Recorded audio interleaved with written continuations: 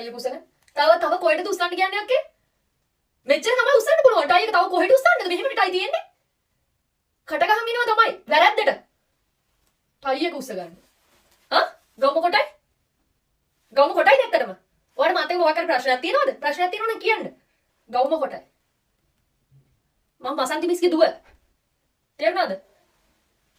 එනවා මෙතන ගවම කොටයි.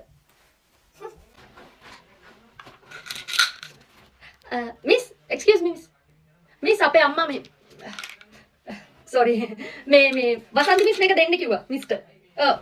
අඩෝ පට්ට බඩගිනි පට්ටම බඩගිනි ඉන්න බෑ. මේ යන්න කැන්ටින් පැත්තට යන්න බා. හරි බය වෙන්න එපා. මං ගාව සල්ලි නැහැ අපේ අම්මගේ පොතට දාගමු. ඔව් වසන්ති මිස්ගේ පොතට කියලා කියමු.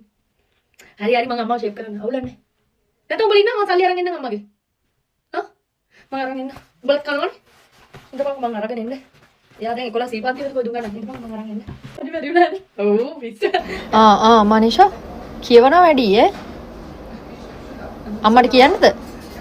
අනේ පා මිස් අම්මට නම් කියන්න. Sorry miss. ආයෙ එහෙම කරන්නේ මිස් සෝරි.